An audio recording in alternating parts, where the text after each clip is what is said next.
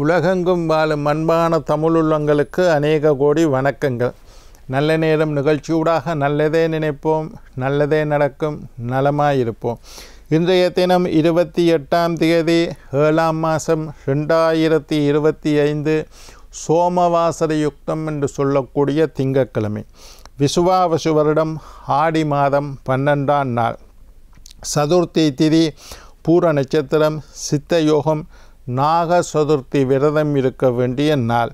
இன்றைய தினம் ராகு காலம் 7:30 மணி முதல் 9 மணி வரை. இன்றைய தினம் யமகண்டம் 10:30 மணி முதல் 12 மணி வரை. இன்றைய தினம் நல்ல நேரம் 12 மணி முதல் 1:30 மணி வரை. இன்றைய தினம் திருவோணம் அவிட்ட நட்சத்திரக்காரர்களுக்கு சந்திராஷ்டம தினம். என்ன நேர்களே, வாருங்கள் இனி இன்றைய தினத்திற்குண்டான ராசி பலன்களை பார்க்கலாம்.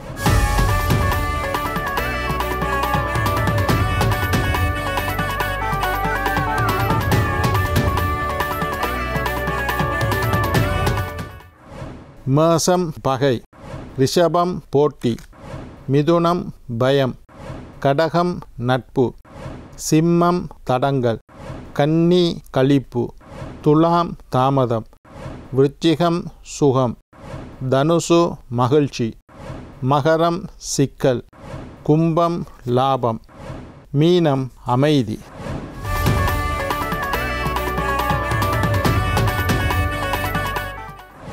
ஆன்மீக தகவல் பகுதியில் தொடர்ந்து எங்களை சந்தித்து வருவதில் மட்டற்ற மகிழ்ச்சி அடைகின்றோம். ஒவ்வொரு நாளும் ஒவ்வொரு புதிய அற்புதமான ஆன்மீக தகவல்களும் உங்களோட பகிர்ந்து கொண்டு இருக்கிறோம். அந்த வகையில் இன்றைய தினமும் சில நல்ல விஷயங்களை உங்களோட பகிர்ந்து கொள்ளலாம் என்று காத்திருக்கிறேன். எங்களுடைய நிகழ்ச்சிக்கு நீங்கள் தரக்கூடிய ஆதரவு என்னை மகிழ்ச்சி அடைய செய்கின்றது. எங்களுடைய நிகழ்ச்சி சம்பந்தமான உங்களுடைய கருத்துக்களை அல்லது சந்தேகங்களை அல்லது கேள்விகளை சக்தி டிவி நல்ல நேரம் நிகழ்ச்சி தயாரிப்பாளர் என்று எழுதி கீழ்கண்ட முகவரிக்கு நீங்கள் அனுப்பினால் அது சம்பந்தமான விஷயத்தையும் தொடர்ந்து வரக்கூடிய நிகழ்ச்சியில் சேர்த்து கொள்வோம். இன்றைக்கு ஆடிப்பூரம், ஆடி மாதத்தில் வரக்கூடிய பூர நட்சத்திரத்தை ஆடிப்பூரம் என்று சொல்லுறோம். அம்பாளுக்கு மிகவும் நன்மையான நாள். ஆடிப்பூரத்தில் 2 விசேஷம் இருக்குது. ஒன்று, அம்பாள் பூமாதேவியாக உலக மக்களை காப்பாற்றும் பொருட்டு பூமாதேவியாக உமாதேவியாக அவதரித்த திருநாள் இந்த ஆடிப்பூரம். 2வது, சூடி கொடுத்த சுடர்கொடி என்று சொல்லக்கூடிய ஆண்டாள் விஷ்ணுவினுடைய பக்தை, 12 ஆழ்வார்களின் ஒருவர், பெரியாழ்வாரின் புத்திரி, ஆண்டாள் அவதரித்த தினமும் இந்த ஆடிப்பூரம், அம்பாள் அவதரித்த தினமும் இந்த ஆடிப்பூரம் என்று சாஸ்திரங்கள் சொல்லுகின்றன. எனவே ஆடிப்பூரம் என்பது உங்கள் எல்லாருக்கும் தெரியும். எங்களுடைய ஈழமணி திருநாட்டில் ஆடிப்பூரம் என்பது வெகு விமர்சையாக தமிழ் மக்களினால் விமர்சையாக கொண்டாடக்கூடிய ஒரு நாள். ஆடிப்பூரம் என்றாலே பால்குடம் தான் உங்களுக்கு ஞாபகம் வரும். இலங்கையில் இருக்கக்கூடிய எல்லா ஆலயங்களிலும் ஆடிப்பூரம் என்றால் பால்குட பவனி, பால்குடங்களை சுமர்ந்து சென்று அம்பாளுக்கு, கருமாரிக்கு, தேவி மகமாரிக்கு, தேவிக்கு, அம்பாளுக்கு அபிஷேகம் செய்வது. மாரியம்மன், காளியம்மன், முத்துமாரியம்மன், கருமாரியம்மன், இந்த மாதிரி அம்பாளுக்கு பால் குடத்தினால் அபிஷேகம் செய்து அம்பாளை குளிர்விக்கக்கூடிய அற்புதமான நாள் ஆடிப்பூரம். ஆடி மாதத்தில் நிறைய சிறப்பு இருக்குது, நான் சொல்லியிருக்கேன். அதில் ஆடிப்பூரம் என்பது மிக முக்கியமான நாள். அம்பாளின் அவதார தினமாக சாஸ்திரங்கள் ஆடிப்பூர தினத்தை செய்வது. அம்பாளுக்கு வளைகாப்பு உற்சவம் செய்வதும் இந்த ஆடிப்பூர தினத்தன்று. அம்பாளுக்கு வளையலாலேயே மாலை போட்டு இருப்பினம். அம்பாளை வளையல், கண்ணாடி வளையல்களினால் அலங்கரித்திருப்பார்கள். ஆடிப்பூரத்தண்டைக்கு வளையலை வாங்கி அம்பாளுக்கு சாட்ட சொல்லி கொடுத்தால் மிகப்பெரிய புண்ணியம் உங்களுக்கு கிடைக்கும். அம்பாளுக்கு வளையல் திருவிழா, வளையலை அலங்காரம் செய்வதற்காக வாங்கி கொடுப்பது, அம்பாளுக்கு சாத்தப்பட்ட வளையலை வாங்கி நீங்கள் அணிந்து கொள்வது சுமங்கலி வளையல் சிகப்பு கலர் இருக்கும். அதை அம்பாளோட பாதத்தில் வச்சு அர்ச்சனை பண்ணி அதை வாங்கி நாங்கள் அணிந்து கொண்டால், அல்லது வளையலை வாங்கி அம்பாளுக்கு மாலையாக சாற்றி பின்னர் அதை பிரசாதமாக நாங்கள் பெற்றுக்கொண்டால் தீராத துன்பம் எல்லாம் தீர்வும். ஆண்டாள் அவதரித்த தினமும் ஆண்டாள் கோயில வைஷ்ணவ தலங்களில் விஷ்ணு ஆலயங்கள் 2 சிறப்பு. அம்பாள் ஆலயங்களில் ஒரு பக்கம் ஆடிப்பூரம் விமர்சையாக கொண்டாடப்படுவது போல் விஷ்ணு ஆலயங்களிலும் ஆடிப்பூரத்தன்று ஆண்டாள் அவதரித்த தினம் சூடி கொடுத்த சுடர்கொடி. சூடி கொடுத்தாண்ட என்ன, இறைவனுக்கு சாத்த வேண்டிய மாலைகளையெல்லாம் கஷ்டப்பட்டு மாலையாக கட்டி அதை தான் போட்டு கண்ணாடியில் அழகு பார்த்து அதை கலட்டி பெருமாளுக்கு போட சொல்லி கொடுத்தார். தான் சூடி கொடுத்த சுடர்கொடி என்றது ஆண்டாள். தான் போட்டு அழகு பார்த்ததுக்கு பின் அது பெருமாளுக்கு போட சொல்லி கொடுத்தாவும். அதை பெருமாள் அன்பாக ஏற்றுக்கொண்டார். அந்த ஆண்டாள் வரலாறு ஒரு கதையாக இருக்குது, சுவாரஸ்யமான கதை. நான் இன்னொரு நாள் அதை சொல்லித்தரேன். சரி, இன்றைக்கு ஆண்டாள் அவதரித்த தினம், அம்பாள் அவதரித்த தினம், அம்பாளின் அவதார தினமும் இதுதான், ஆண்டாள் ஜெயந்தி.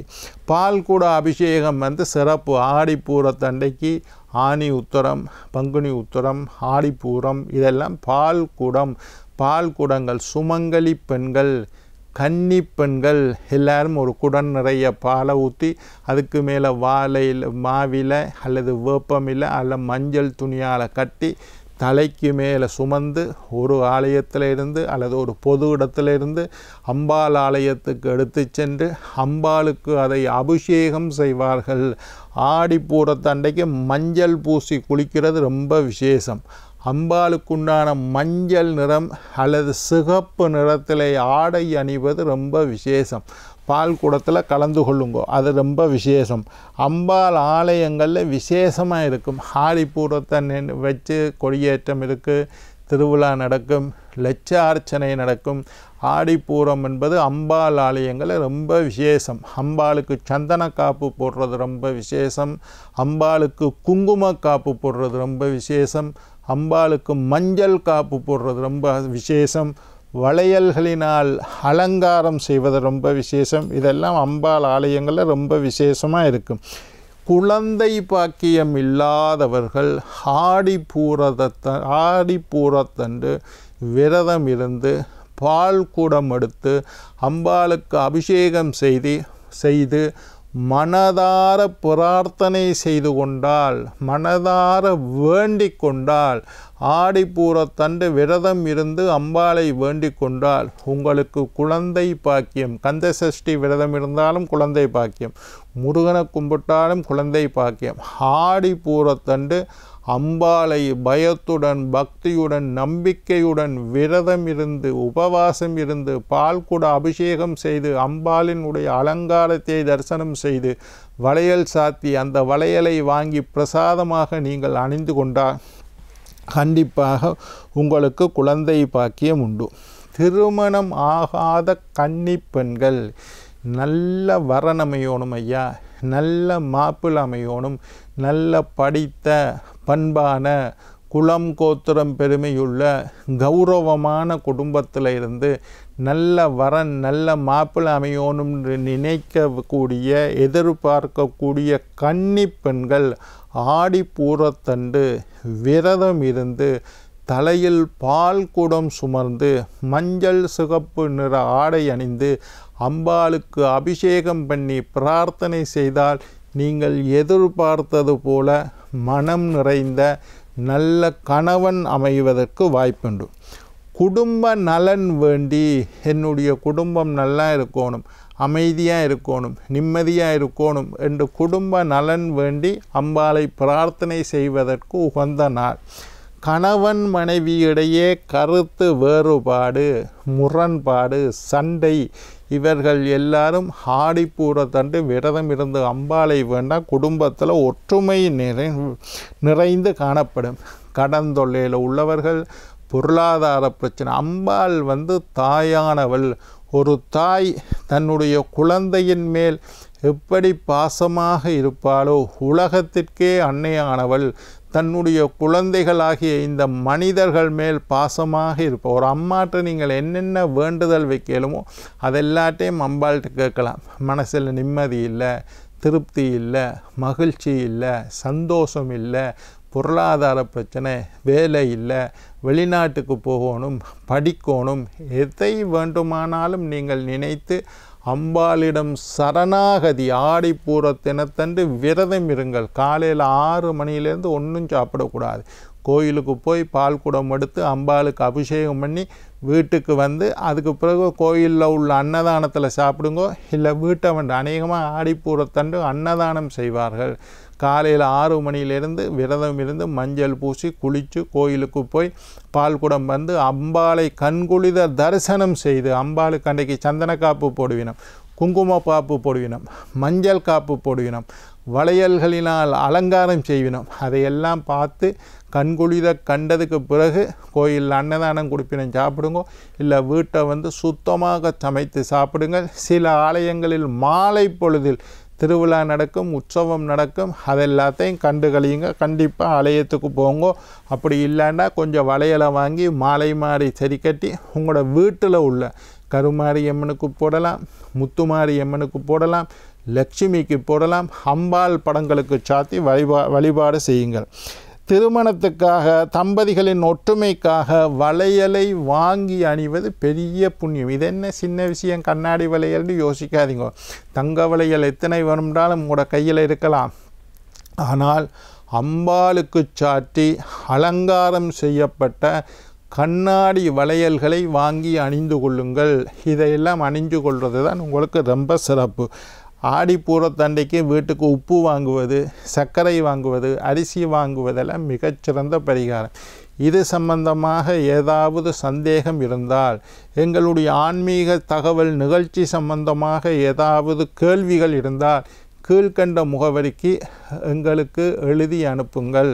என்ன நேயர்களே, நாளை மற்றொரு நிகழ்ச்சியில் உங்களை சந்திக்கும் வரை உங்களிடம் விடைபெறுவது உங்கள் ஜோதிட சித்தர் டாக்டர் ராஜராஜ குருக்கள்.